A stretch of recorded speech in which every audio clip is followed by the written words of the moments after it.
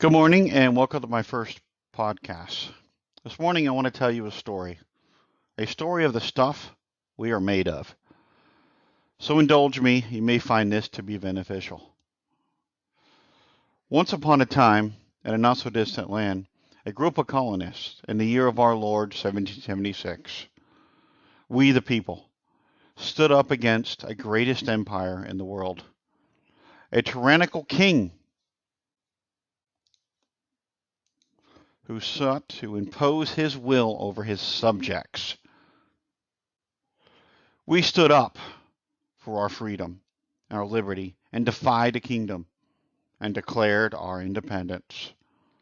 See, our desire to be free and our thirst for liberty had brought us great victory over a far superior force. Then we created an inspired document called the Constitution that became the centerpiece of our liberty and freedom. Its purpose was to protect the people's rights and to limit government so that history would not repeat itself. Because that's the stuff we were made of. Then again, in 1812, we fought against the same tyrannical horde. And with the help of divine providence and the will of the American people, we showed once again that we had what it took to remain free. Because that's the stuff we were made of. And again, in 1845, we fought against an aggressive neighbor. We beat them back to their capital, defeated them to protect our liberty and freedom from an aggressive neighbor. We captured their entire country, and then we returned it back to them, because that is the stuff we were made of. In 1860, we fought among ourselves in a bloody civil war, so that others could realize the freedom that we so dearly fought for in 1776. Because again, that's the stuff we were made of. In 1914, we fought a great world war at the cost of many lives against an enemy who sought to strip us of our freedom and our liberty. This enemy was trying to install socialism and fascism in the name of greater good.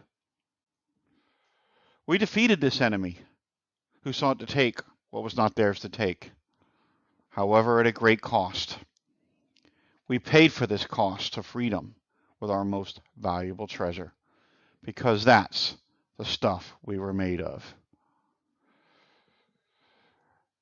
Once again, in 1939, we fought a second world war against an enemy who sought to strip us of our freedom and our liberty, yet again on a global scale. This time driven by a charismatic leader trying to bring the world into a unified socialist or communist state. Fascism, imperialism, it matters not. They all believed that they were looking out for the greater good, that a unified socialist state would be good for all of us. We defeated those who sought to take what was not theirs to take. However, at a great cost, we paid for the cost of freedom with our most valuable treasure. Because that is the stuff we are made of.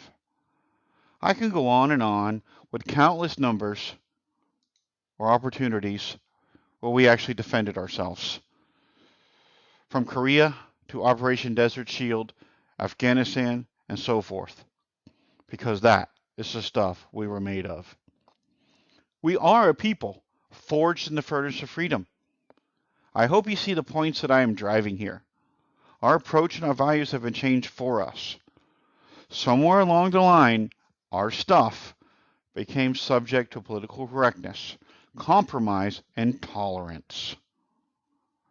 The forces that we faced in prior conflicts finally realized that they could not win in a frontal assault, so they began a new approach. We have been subjected to little doses of big government until it grew into soft tyranny. Then, in turn, became a great source of loss of freedom and liberty, like the frog in a slow-boiling pot of water. The soft tyranny grew piece by piece and became hard tyranny. As a result, today we find ourselves on the edge of a very steep cliff, staring into the abyss of socialism. I'm here to remind you of the stuff you are made of, to pull us back from the edge of our own destruction. Socialism is not the stuff we are made of. We were made to fight it, as inherent by our history. There's too much unneeded, preventable suffering caused by those who claim to love America while changing it into a socialist state. That ends today. No matter how you label it or describe it, it's here. Our prior enemy has taken control. We must take action to preserve what little of our republic or a way of life we still have left.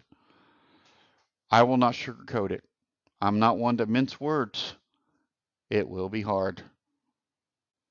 But when have we ever not paid for the price of freedom? But we must start to act for the betterment of our future. We're going to change and correct our path. We're going to change our destinies once again. We're going to honor our heritage, our ancestors, our founders, these brave men and women who sacrificed everything so that we can have everything that we have today. And that will not be in vain. We have come too far to surrender now. We are fathers, mothers, sisters, and brothers, and we're sure as hell not going to let our children live under tyranny or as subjects to be ruled by an overreaching, out-of-control government any longer. And most importantly, we are not going to disappoint our families. We are not going to look into the innocent eyes of our children and admit we have failed them because we are Americans, and that is the stuff we are made of. We created this government via the consent of the governed to form a more perfect union, not to be our masters.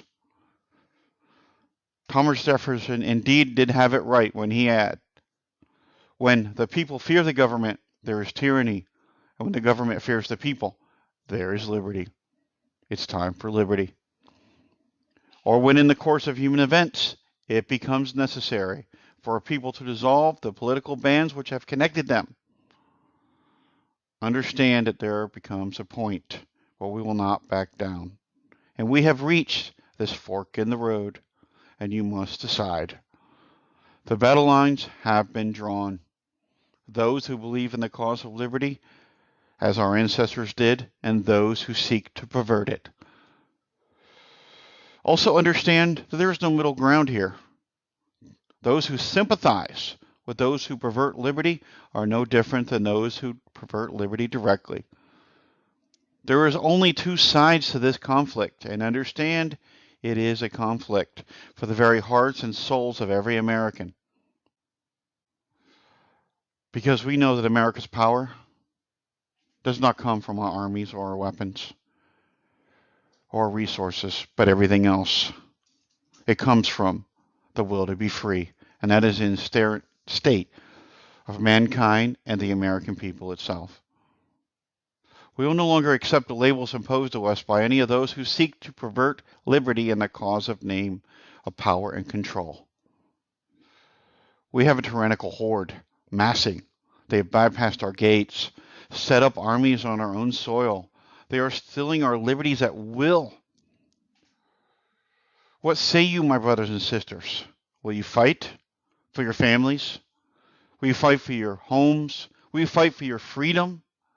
Because I, for one, believe you still have the kind of stuff we are made of.